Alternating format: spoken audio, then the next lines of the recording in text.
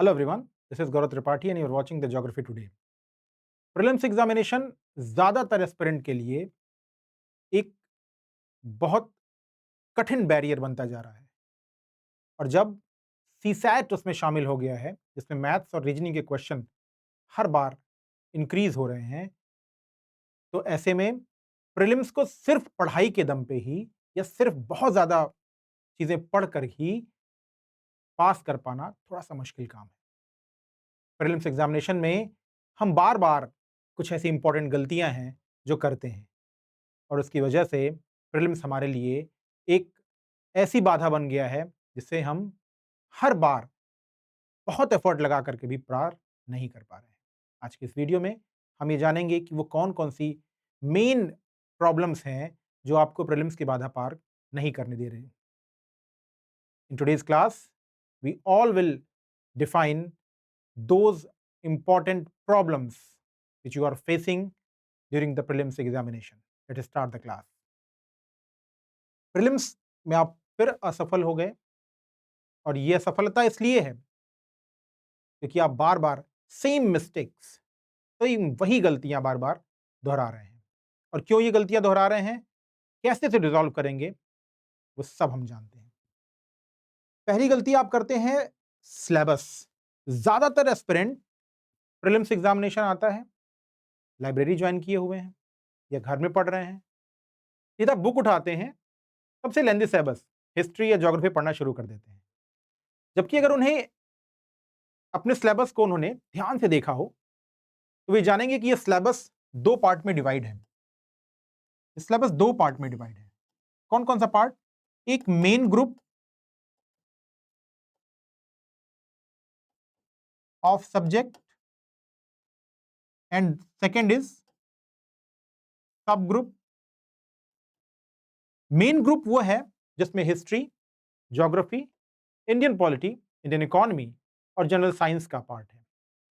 सब ग्रुप में भी इतने ही सेक्शंस हैं जिसमें current affairs, ecology environment, demography, agriculture और यूपी स्पेशल का पार्ट शामिल है। तो ये 10 यूनिट हैं, 5 मेन ग्रुप्स में, 5 सब ग्रुप्स में।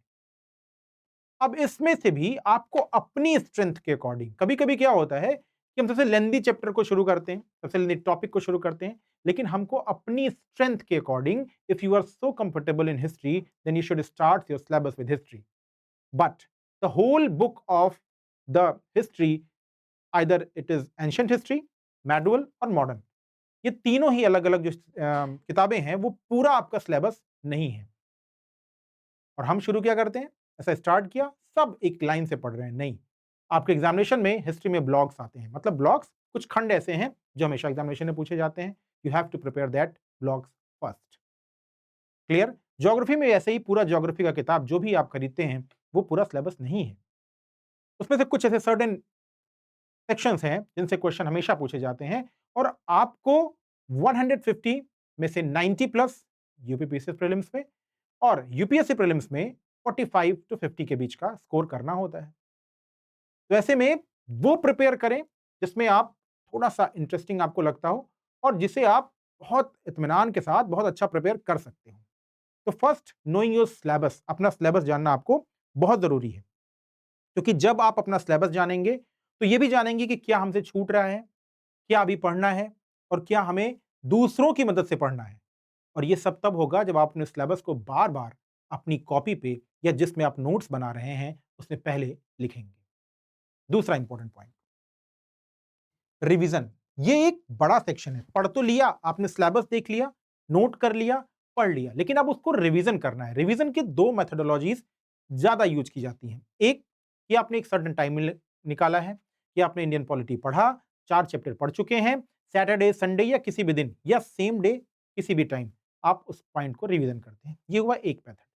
मेथड नंबर 2, अब जब आप पहले मेथड का यूज करते हैं तो इस हफ्ते 4 चैप्टर पढ़ा है, अगले हफ्ते 8 हो जाएगा, फिर 12 हो जाएगा। अब इसको रिवीजन करना थोड़ा-सा मुश्किल काम हो जाएगा। एक और टेक्नीक है रिवीजन की, वो ये कि जब भी उस टॉपिक से रिलेटेड जो आपने पहले पढ़ रखा है, किसी दूसरे टॉपिक में मेंशन हो रहा है, तो उस टॉपिक को रिवाइज करें। अगर आपको सब कुछ रिवाइज हो रहा है, याद आ रहा है, तो आपका टॉपिक क्लियर है, और अगर नहीं है तो फिर से आप नोट्स या बुक्स ओपन करें और पुराने टॉपिक को पढ़ लें। क्लियर? जैसे आप मंत्रिपरिषद पढ़ रहे हैं इंडियन पॉलिटी में, और आपको ये लगा कि मंत्रिपरिषद जो है वो राष्ट्रपति को सलाह देता है, राष्ट्रपति प्रधानमंत्री की नियुक्ति करता है। अब आपको राष्ट्रपति के बारे में आर्टिकल्स नहीं याद आ रहे हैं, तो आप क्या करेंगे? राष्ट्रपति का आर्टिकल ओपन करेंगे और पढ़ लेंगे। अब राष्ट्रपति आपको याद आ गया, तो आपको नहीं याद आ रहा है कि प्रेसिडेंट किस दूसरे देश के कॉन्स्टिट्यूशन से इस पोस्ट को लिया गया है, तो आप वहां जाएंगे, वो पढ़ेंगे। ठीक ऐसे ज्योग्राफी में भी है। आप वर्ल्ड ज्योग्राफी पढ़ रहे हैं और आप पढ़ रहे हैं कि सबसे ज्यादा आयरन ओर जो है वो किन किन कॉन्टिनेंट्स के किन ब्लॉक्स में होता है, और आपको इंडिया में याद नहीं आ रहा है, तो आप क्या करेंगे? आप इंडिया की बुक खोलेंगे और उन जो आयरन ओर रीजन्स हैं तो क्या करेंगे? फिर से प्रिपेयर करेंगे। तो ये कनेक्ट करके पढ़ने की जो आदत है, अगर आप कनेक्ट करके पढ़ेंगे तो पॉइंट्स रिवाइज भी होंगे, मल्टीपल टाइम्स रिवाइज होंगे, और ज्यादा कॉन्सेंट्रेट होके आप पढ़ेंगे। फिर आपकी खोजी बुद्धि जो है ना वो स्टार्ट होगी कि अच्छा ये पॉइंट उससे कनेक्टेड है। ये जो कनेक्ट करके रिवाइज करने की हैबिट है, वो आपको मेंस एग्जामिनेशन में बहुत हेल्प करेगी। जब एक बड़े सिलेबस को आपको कंसाइज करना होगा, एक बड़े सिलेबस को आपको अंडरस्टैंड करना होगा, कनेक्ट करके प्रीवियस ईयर, प्रीवियस जो टॉपिक्स आपने पढ़े हैं उसको रिवाइज करने की हैबिट डालिए। तीसरा, ह्यूमन एरर्स। एग्जामिनेशन में आप ह्यूमन एरर्स बहुत करते हैं। ये ह्यूमन एरर्स क्या है? ये ह्यूमन एरर्स ये है कि एग्जामिनेशन के दौरान आप बहुत हड़बड़ाए रहते हैं। उसमें आप इतनी जल्दबाजी में होते हैं कि एग्जामिनेशन के दौरान जो इजी क्वेश्चन होते हैं वो क्या करते हैं? वो गलत करते हैं। और याद रहे, ये इजी क्वेश्चन आपके बेंच को या जिस लेवल पे आप हैं उसको हमेशा मेंटेन, एवरेज मेंटेन रखता है इजी क्वेश्चन। और जब हम इजी क्वेश्चन को गलत करने लगते हैं तो एक लेवल से नीचे आते हैं। तो पहला इंपॉर्टेंट पॉइंट कि इजी क्वेश्चन आए, हड़बड़ाए नहीं, उसके टेल ऑफ द, किसी क्वेश्चन के टेल में नहीं, हाँ, सम ऑफ, इनमें से कुछ, ऑल, ऐसे जो टेल वर्ड्स होते हैं उनको पहले ध्यान से देखिए, पेंसिल से अंडरलाइन कीजिए, फिर आंसर मिलाइए। लेकिन काम यहां खत्म नहीं होता है। कई बार हम इतने खुश हो जाते हैं, लगातार 4 आसान क्वेश्चन आ गए, हमें चारों आ रहे हैं, फिर हम ब्लैक हेड्स करने में गलती करते हैं। तो अधूरे black heads, tail of the question, नहीं, हाँ, इनमें से कौन, है, ये सब देखने के बाद क्वेश्चन कर लिया तो ब्लैक हेड्स बहुत इत्मीनान से भरिए। सीक्वेंस ऐसा क्या होता है, 25 के सामने हमने 24 का भर दिया, फिर वो सीक्वेंस गड़बड़ हो गया और कई सारे क्वेश्चन जब तक हम थे तब तक गलती हो गए, जब तक देखना था हमें। ठीक है? तो एग्जामिनेशन में इजी क्वेश्चन गलत नहीं करना है क्योंकि वो आपको मार्क्स दिलाने के लिए आया है। ब्लैक हेड्स पूरा भरिए, सीक्वेंस गलती मत कीजिए। पूरे ब्लैक हेड्स भरने के ही आपको, सही भरने पे ही आपको पूरा नंबर मिलेगा, वरना नहीं मिलेगा। क्लियर? तो ह्यूमन एरर्स नहीं करने हैं। ठीक है? उसके बाद, ह्यूमन एरर्स के बाद आपके इजी क्वेश्चंस जो होते हैं ना, जो आसान क्वेश्चन है वो गलत नहीं होने चाहिए। और आसान क्वेश्चन में भी कभी-कभी क्या होता है, half of the, first half of the question जो है वो आपको सही डेटा का देगा, सही कॉन्सेप्ट का देगा, सही फैक्ट का देगा। लेकिन जैसे ही आप अगले उसी क्वेश्चन के half, rest of the half पे आएंगे तो आपको एक गलत डेटा, आपको एक गलत कॉन्सेप्ट, आपको एक गलत स्टेटमेंट फैक्ट देगा। और आप चूंकि पहले से ही सोच चुके हैं ये तो सही ही है, मैं सही कर लूंगा, तो फिर वहां जल्दबाजी करके हम आसान क्वेश्चन गलत कर देते हैं। ठीक है? आसान क्वेश्चन नंबर गेन करने के लिए आता है और ये आपको पहले से ही प्रैक्टिस में लाना होगा।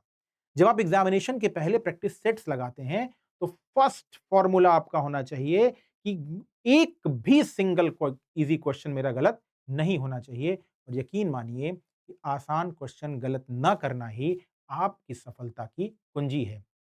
Every single easy question is yours, so catch it. Next, paper analysis. ये सब जो कुछ है ना वो पेपर एनालिसिस पे है। अब ये पेपर एनालिसिस कैसे करेंगे? जैसे आप प्रीलिम्स का एग्जामिनेशन देके आए, it was a hard luck कि आप सफल नहीं हो पाए, आप फिर उदास हो गए, फिर से नई प्रिपरेशन स्टार्ट किया, लेकिन आपने प्रीवियस ईयर के क्वेश्चन पेपर को ध्यान से नहीं देखा, एनालाइज नहीं किया कि कितने ऐसे क्वेश्चन थे जो मैं कर सकता था, मैंने गलत किए, कितने ऐसे थे जो टफ थे। अब ये परसेंटेज निकालिए कि 150 में 40 क्वेश्चन ऐसे थे जो मुझे एकदम नहीं आ रहे थे, राइट?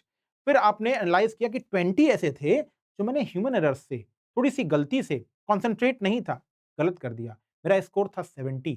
20 मैंने ऐसे थे जो जानबूझ के ह्यूमन एरर्स से कंसंट्रेट ना हो करके गलती की है। मेरा स्कोर होता 90 और मैं क्लियर होता। लेकिन ये कब जान पाए? जब आपने अपने पूरा क्वेश्चन पेपर एनालाइज किया, मेरिट एनालाइज की कि अगर 40 क्वेश्चन तक मुझे नहीं आ रहा है, फिर भी ह्यूमन एरर्स, आसान क्वेश्चन सही करके, थोड़ा-सा कंसंट्रेट होके मैं सफल हो सकता था या हो सकती थी। इट मीन्स ये बताएगा आपको कि जो मेरिट गई है, उस मेरिट से ज़्यादा आपको आ रहा है। इसका एडवांटेज क्या होगा? एग्जामिनेशन में कभी-कभी हम ज़्यादा एफर्ट कर देते हैं, ज़्यादा अटेम्प्ट कर देते हैं। अटेम्प्ट कितना किया? किसी दोस्त से पूछा कितना अटेम्प्ट तुमने किया? उसने कहा 140। अब मेरे दिमाग में है कि 140, अगली बार I will also try to 140। लेकिन प्रॉब्लम ये है कि उसमें से अगर 40 गलत हो गया तो 40 गलत नहीं होगा, वो 13 को और ले जाएगा। क्लियर? तो ये चीजें आपको समझनी होगी कि ज्यादा क्वेश्चन करके गलत अटेम्प्ट नहीं करना है। अगर आपको ये लग रहा है कि इतने में प्रीलिम्स हो जाएगा, तो अपने आप को रोकिए।